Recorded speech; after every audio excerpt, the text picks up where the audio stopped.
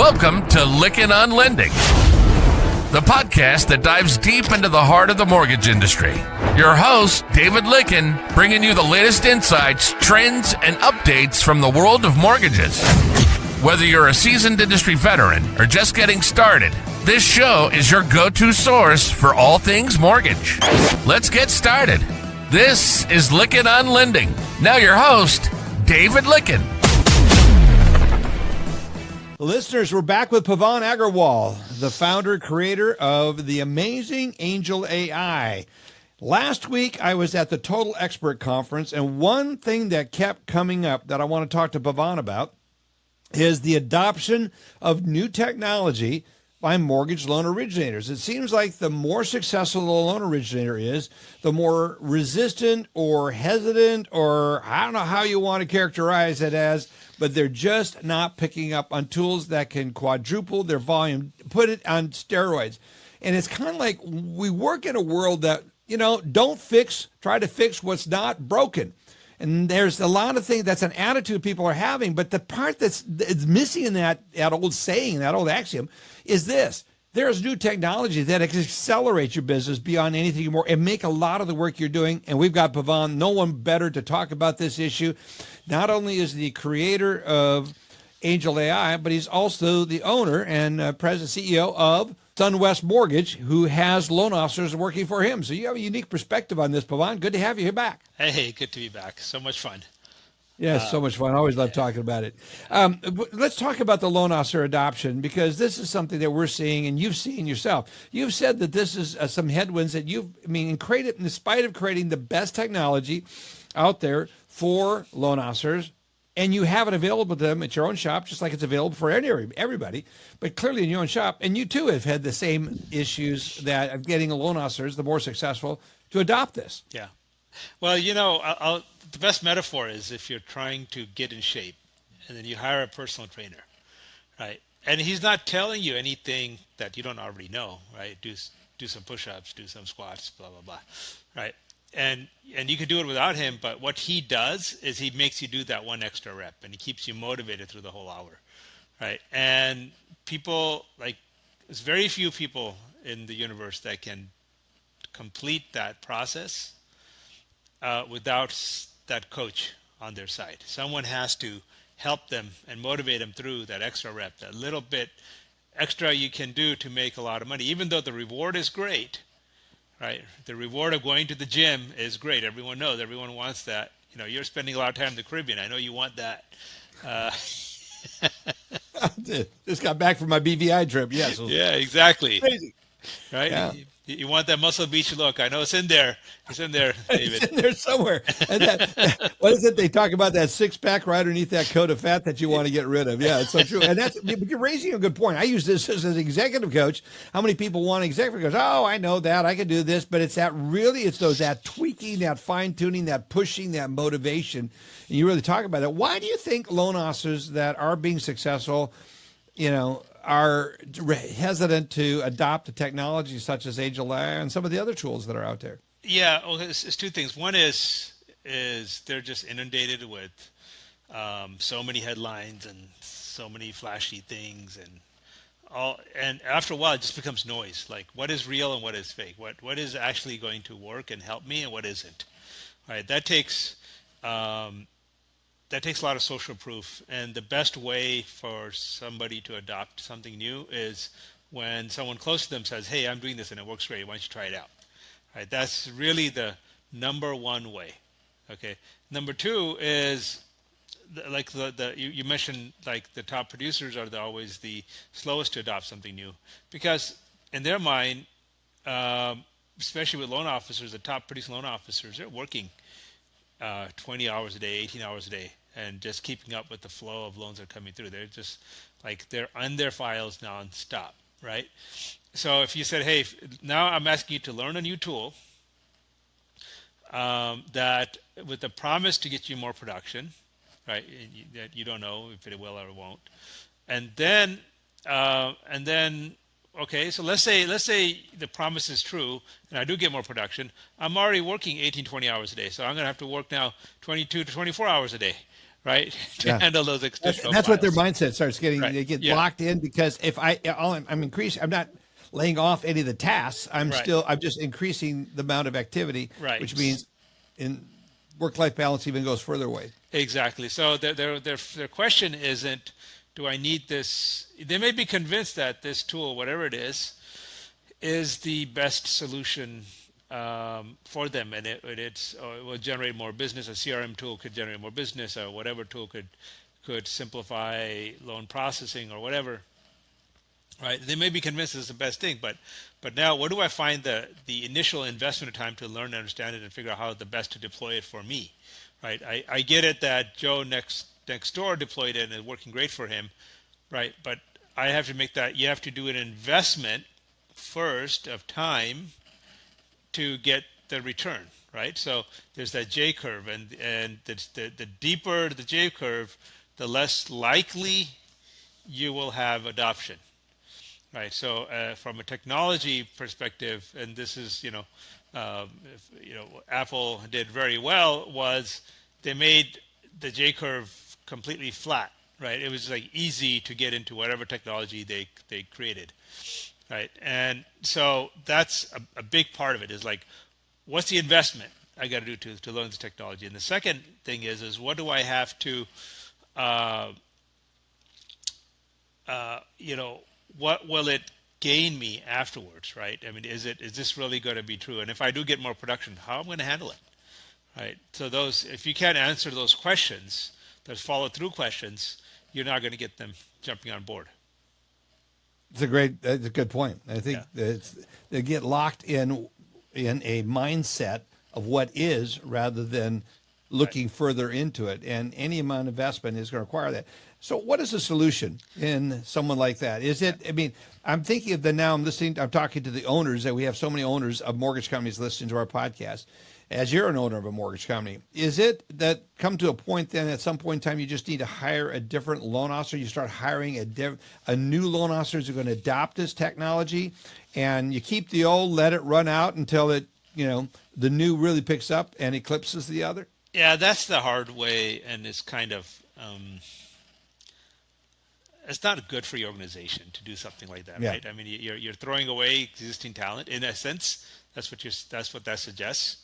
I would rather have a team where I bring everyone along than say, oh well, you're no longer useful to me, and I'm going to go get some new people. That's not. I don't think that's a good way to do things. So I think to actually succeed at this is a combination of coaching, incentives. You got to have the right incentives in place, right? And you have to address the underlying problem, right? Is how do I yes, this will help you. You will do more business, and guess what? You will save time. You have to solve that last piece. You have to convince them that by doing it this way, you will have more time, free time on your hands. And if you can't convince them of that, it's a very hard pull. So, Pavan, you have created a solution that does flatten the J curve, that really helps people ease into it. Explain how you've done that. I'm talking to you right now not as the owner of a mortgage company, but as owner of a tech company. And quite frankly, I'm almost 99.99% hands off on the mortgage company now. So as you know, Jennifer and Anthony, they run everything. Anthony is effectively the CEO now. So I don't really run the mortgage company in day-to-day stuff. I focus on the tech, right? So as a tech company, J-curve it's all about J-curve. You got to have an app that's so easy that anyone get in there can start using it. Okay, and so that's why when we created this app and see immediate benefits and see immediate results. Exactly, it's got to be easy and value right away.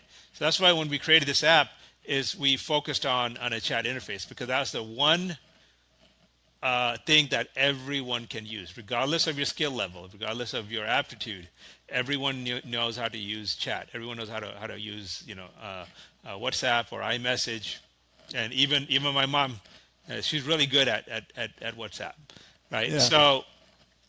So if you so you make the interface that simple, number one, and then number two, if you can make this like what the most natural things for human beings is to have a conversation. Just give the order. I want this. I want a CD. I want it to close or whatever it is. I qualify, run the DU, qualify the customer, whatever it is that you want to do. Just be able to hit the commands and it comes right back at you, right? Just say what's on your mind. So that's how we designed it, and the effect of that is, like, I'll give you the numbers for this year. We're now in the beginning of November, so in the last 10 months, we've had 50,000 new users created on the app that were direct 50,000, referrals. man, that's amazing. Right, that was direct referrals from another user. So, for really? example, I don't know if you have created your link yet or not, but if you have Angel AI /Lykken, right, and you share that with somebody, and then they click in there, and then they create an account, you get credit for that. Okay, and we can track right away. Yeah. So you gain a follower, you get credit, you earn tokens, and that's the other thing we talk about is we've gamified the process. So number one, you earn tokens. And number two, you also get you get credit for that, and then you gain a follower, and this person that followed you, that created an account with you, is now permanently your follower, right? So you're constantly gaining tokens. So the more that person engages with Angel AI, more tokens you earn. Right, so we have some people out there that's got like 1 million tokens already, or I think it's somebody at 1.5 million tokens. So, and they're promoting the app to everyone they meet. Okay, so this sort of viral effect, right? To put it in perspective, so I just recently watched an interview of Elon Musk, and when he was talking about his PayPal days, so Google or PayPal spent $50 million to get their first 100,000 users. Okay, so and what they were doing is that if you're a PayPal user and you referred another PayPal user, okay, they wrote you a check, they gave you cash. Okay, and that's how they got user adoption, right? So think about it. They were paying people to refer other people, and for the first 100,000 users, they spent $50 million. Right. So instead of running an ad campaign and TV ads and all that, they just writing people referral checks. Okay. So we did this. We got 50,000 users. Right now we're up to almost 300,000 in total. But this year, 50,000 direct referrals that we can track. Right. Trackable direct referrals. We got 50,000 direct referrals. It didn't cost us a penny. Right. So we've done it in a way by gamifying it, by making it fun, and making an easy and fun on-ramp. We have, basically we outdid PayPal. That's a brilliant strategy. I mean, Joe Stump used to have a by referral only program. It's still out there. I just was looking him up, and he's still been doing it. Referral business, if you do it right, it should be the mainstay of your business, of everything you're doing. So that's good. So let's translate that back now to a loan officer that is starting to use Angel AI. They start using tokens. They can refer this out to the realtors. Then they're going to earn. And talk about the tokens. When this is a real dollar value. This is a real currency. Yeah, tokens are this. It's a big deal. I mean, every business should have, every company should be tokenized, right? And tokenized, really, what that means is it's like, I'll put it this way. It's a Bitcoin type thing. Yeah, it's like most people don't realize this, but airlines like American Airlines, United, whatever, their entire value of the company is their airline miles program. They're traded on the size and the value of the airline miles program. They're not traded for the airplanes and all that. That's all negative. That's a negative carry. The value of the airline is the rewards program. I did not realize that. Yeah. Right. It's like Starbucks. The value of Starbucks is they have $20 billion in the bank because people buy Starbucks gift cards. Right. So Starbucks gift cards, Starbucks is a bank. It's not a coffee shop. They have $20 billion of cash because of those gift cards. Right. So tokenization, right? Those Starbucks gift card is a form of a token, right? Airline miles is a form of a token.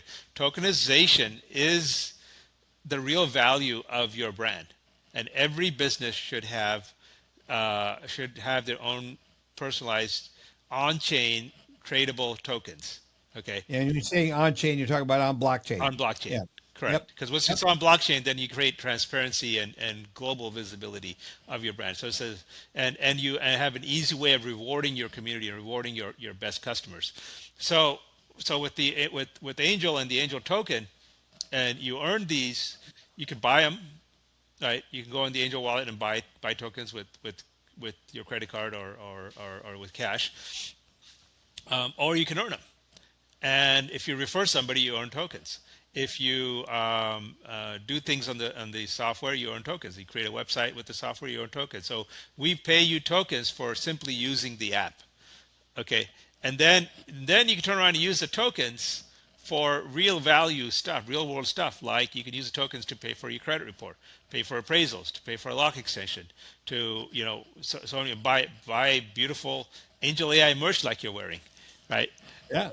Love this show. Right, and Yeah. we're coming out. It's like we're constantly coming out with new things you can do with the tokens. So we're creating a full ecosystem around what you can pay for with the tokens. And the most important thing you can pay for the tokens is your own personal AI twin. And so one of our missions is that everybody has their own twin, right? So now that's the other reason why we're getting so much traction, because easy on ramp, rewards, right? Easy on ramps makes the J curve flat. Rewards, now instead of flat, start steepening it, right? Easy on ramp, rewards, and Immediate rewards. And then to make it really steep, make it fun, right? Gamify it, make it fun. Okay, so things like Angel Twin makes it fun, right? Just having idle conversation with Angel AI makes it fun. Yeah. Okay. So we've talked about Angel Twin before. I want to transition over that a little bit. So because a lot of the last 6 weeks, other than a trip to the BVI's and sailing around, I mean, I've been gone at conferences, starting with 2 events at Housing Wire. Then we had Sales Mastery. Then we had the MBA event. Then we just had the one with Total Expert. There's a lot of talk in all these conferences. And by the way, you did an amazing mastermind at the same time was going on in Las Vegas. That was amazing. Kudos on the valuation, $119 billion valuation on Celigence as a company. I mean, and that's just amazing, little footnote in there. But the thing is, you threw a great thing. And there was all the other conferences are talking about agentic AI, these agents that are working out there. Talk about that and how that compares in how relevant or not relevant it is to what you're developing with Angel AI. Yeah, so agentic AI, they're doing stuff today that are stuff that we were doing like 10 years ago. Wow. Okay, so and people maybe listen to this saying, how is that possible? Well, it is. I mean, it's AI has been around for like 100 years almost. It's nothing new, right? I mean, I could make the case. Was it 1953 or 1954? Well, even before that, I could make the argument that the Enigma machine was essentially a form of AI.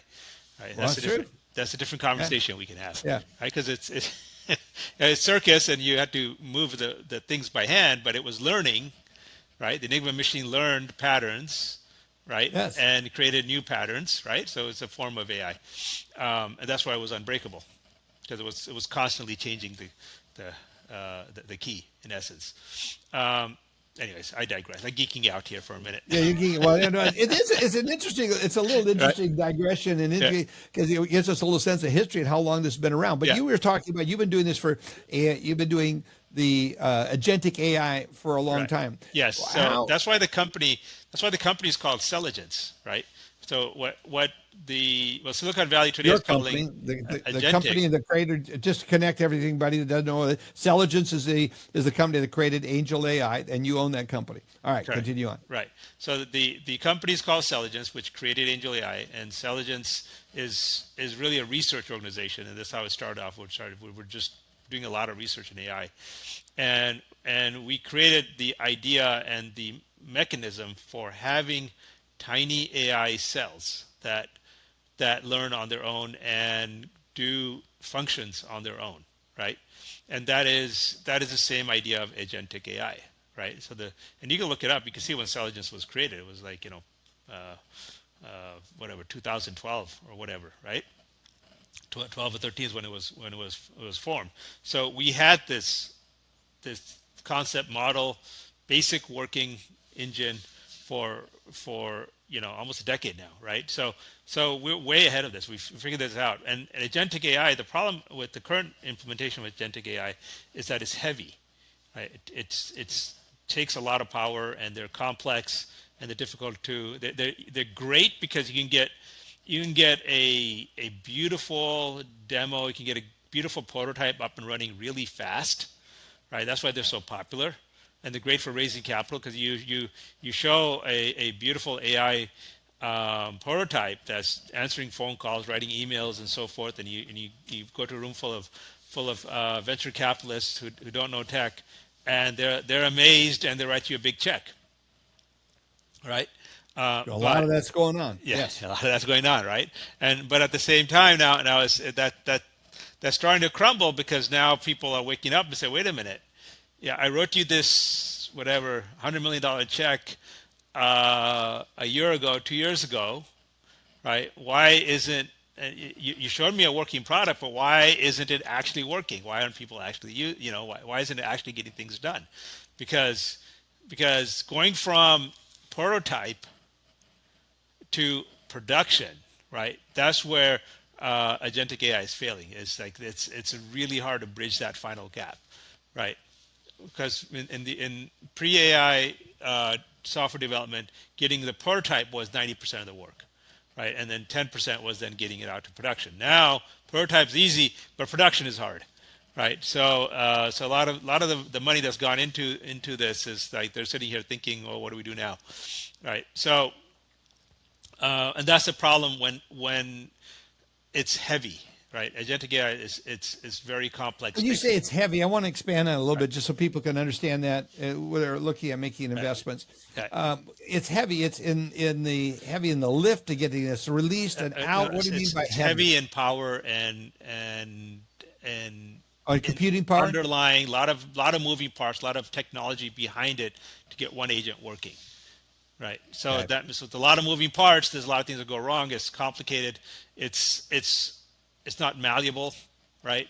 To make a specific work for a particular vertical becomes really hard because you gotta then say, oh wait, to really calculate the ratio right, I need to tune this part of the AI, I need to tune that, and how do I get into it? Because maybe if I'm using ChatGPT as the engine, now how do I retrain ChatGPT to do this a little differently? Those things, that's where it starts becoming difficult.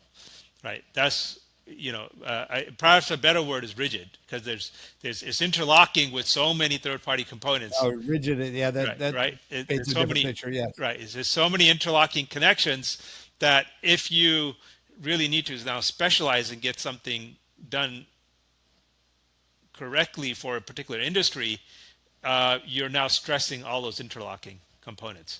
Right. So, and there's a lot of each agent the agent itself, you can look at this. Oh, that's not a lot of code. I just a series of prompts that I gotta give and run those in this framework. Okay, I get that, right? But it on the surface it may look simple, right? It may look like it's not a lot of code, but behind it there's this elephant, right? That this little code that you wrote has to pull along with it. Okay, and so it's heavy because all of this has to move along and work with you to get you what you want to get done. Whereas our concept, that's why we call them cells, and it was the same idea as agentic AI, except each cell is small and lightweight and very, very tiny, right? And very special purpose. So to do maybe a simple decision like, should I pull a credit report right now or not?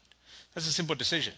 Right, but there may be a couple hundred cells that work together that makes a series of sub decisions, right? A series of tasks they may be doing, okay, and collectively then make the decision of should I pull a credit report, right? So hence the name Celligence. I get it now. Yeah, that's really good. Right. Great. Right. So we had agents before there were agents. Right.